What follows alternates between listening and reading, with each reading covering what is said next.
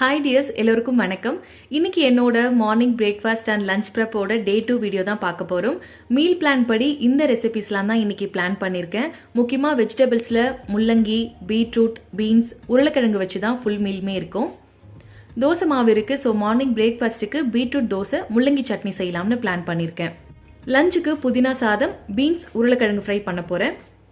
எப்படியும் பீன்ஸ் வேக வைக்கணுங்கிறதுனால அதோட பீட்ரூட்டும் சேர்த்து ஒன்னா வச்சு ஸ்டீம் பண்ணி எடுத்துட்டா குயிக்கா வேலை முடிஞ்சிடும். பீன்ஸ்ல பெப்பர் ஆட் பண்ணி ஃப்ரை பண்ண போறேங்கிறதுனால இந்த மாதிரி கட் பண்ணி வச்சிருக்கேன். இதோட பீட்ரூட்டும் கட் பண்ணிட்டு ஒரு 10 மினிட்ஸ்க்கு ஸ்டீம் பண்ணி எடுத்துக்கணும்.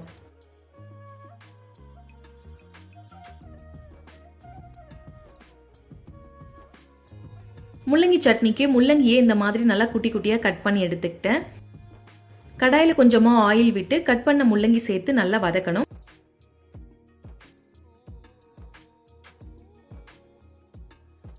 இப்போ நல்லா வதங்கிடுச்சு. இதை வேற பிளேட்ல மாத்திடலாம்.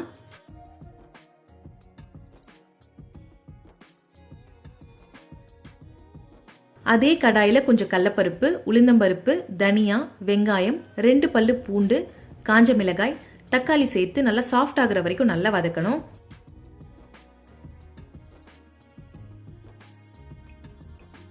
ஒன்ஸ் நல்லா தக்காளிலாம் வெந்ததுக்கு அப்புறம் முள்ளங்கி, தேங்காய், கொத்தமல்லி, புளி சேர்த்து அகை நல்லா வதக்கிட்டு ஆற வச்சிடலாம்.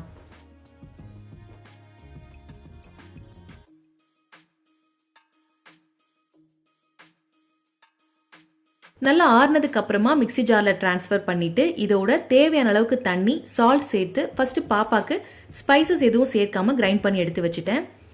அதுக்கப்புறம் அதே மிக்ஸ்ல காஞ்ச மிளகாய் சேர்த்து எங்களுக்கும் அரைச்சாச்சு.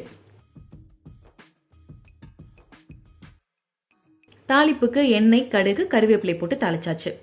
இப்போ மிக்ஸி ஜார்ல வேக வச்ச பீட்ரூட் சேர்த்து நல்லா கிரைண்ட் பண்ணி எடுத்துக்கிட்டேன். தண்ணி வேணும்னா கொஞ்சமா நம்ம ஆட் பண்ணிக்கலாம். இல்லைன்னா மாவு ஒரு கரண்டி சேர்த்து இதோட நல்லா கிரைண்ட் பண்ணி எடுத்துக்கலாம்.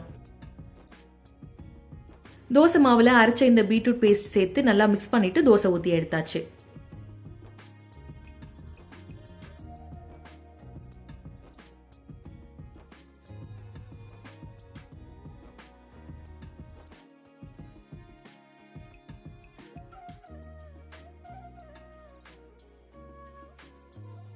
மோஸ்ட்லி சட்னி குழந்தைக்கு செய்கிறப்ப ஒன்று ஃபஸ்ட்டு ஸ்பைசஸ் கொஞ்சமாக ஆட் பண்ணி செஞ்சுடுவேன். இல்லைனா எங்களுக்கு செஞ்ச சட்னியிலேருந்து கொஞ்சமாக எடுத்து பாப்பாவோட சட்னியில் மிக்ஸ் பண்ணிடுவேன். அப்போ காரம் அவங்களுக்கு ஏற்ற மாதிரி கரெக்டாக இருக்கும்.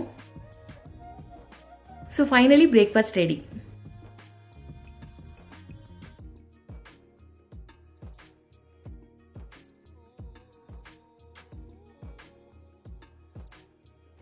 லஞ்சுக்கு புதினா சாதம், பீன்ஸ், உருளைக்கிழங்கு ஃப்ரை. புதினா சாதம்க்கு நான் துவையல் மாதிரி செஞ்சுட்டு அதை சாதத்தில் மிக்ஸ் பண்ண போகிறேன். அப்படி பண்ணிட்டா நமக்கு பேபிஸோட ஸ்பைசஸ்க்கு ஏற்ற மாதிரி செய்ய ரொம்ப ஈஸியாக இருக்கும். புதினாவை ஆல்ரெடி ஆஞ்சி ஸ்டோர் பண்ணி வச்சுட்டேன். இப்போ இதை நல்லா வாஷ் பண்ணியாச்சு.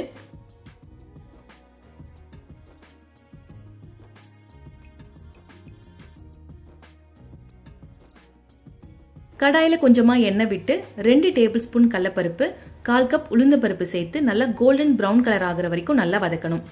உளுந்தம்பருப்பு டேஸ்ட் பிடிக்குங்கிறதுனால அதிகமாக ஆட் பண்ணியிருக்கேன்னா, வேண்டாம்னா 2 டேபிள் ஸ்பூன் அளவுக்கு ஆட் பண்ணாலே கரெக்டாக இருக்கும். இப்போ இதில் 2 காஞ்ச மிளகாய், 1/4 கப் அளவுக்கு தேங்காய், ஒரு பெரிய நெல்லிக்காய் சைஸ்க்கு புளி சேர்த்து நல்லா மிக்ஸ் பண்ணிட்டு வதக்கணும். உங்களுக்கு இஞ்சி பூண்டோட டேஸ்ட் பிடிக்கும்னா இதில் 2 பல்லு பூண்டு, ஒரு துண்டு இஞ்சி இந்த டைமில் ஆட் பண்ணிக்கலாம். இப்போ இதில் கொஞ்சம் கொத்தமல்லி, புதினாலாம் சேர்த்து 2லேருந்து 3 நிமிஷத்துக்கு நல்லா வதக்கணும்.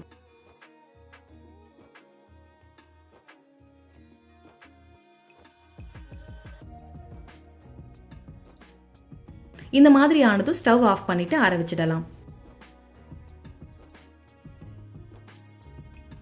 ஒன்ஸ் நல்லா ஆறுனதுக்கு அப்புறமா ஆஸ் யூஷுவல் ஸ்பைசஸ் ஆட் பண்ணாம தேவையான அளவுக்கு சால்ட், தண்ணி மட்டும் சேர்த்து நல்லா கிரைண்ட் பண்ணிட்டு குழந்தைக்கு தனியா எடுத்து வச்சாச்சு.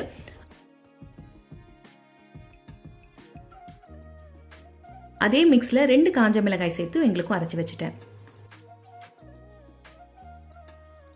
அதே மாதிரி தாளிப்பு வேணும்னா கூட கொடுத்துக்கலாம்.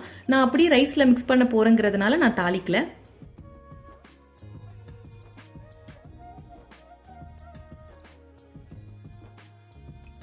கொஞ்சமா ரைஸை மேஷ் பண்ணி வச்சிருக்கேன். இப்போ இதுல புதினா துவையல் சேர்த்து நல்லா மிக்ஸ் பண்ணிட்டா அவ்வளவுதான் புதினா சாதம் ரெடி.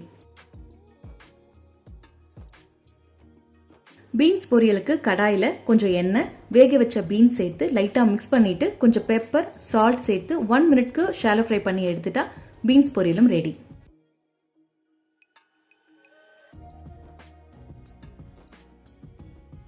உருளைக்கிழங்கை இந்த மாதிரி சைஸில் கட் பண்ணி வச்சுருக்கேன் ஃப்ரை பண்ணுறதுக்கு.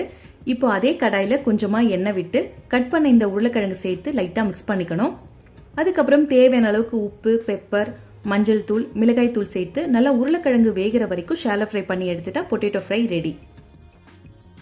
இன்னைக்கு மார்னிங் பிரேக்ஃபாஸ்ட்டுக்கு எக் கொடுக்கல, அதனால ஆஃப்டர்நூன் லஞ்சுக்கு ஆம்லேட் போட்டாச்சு.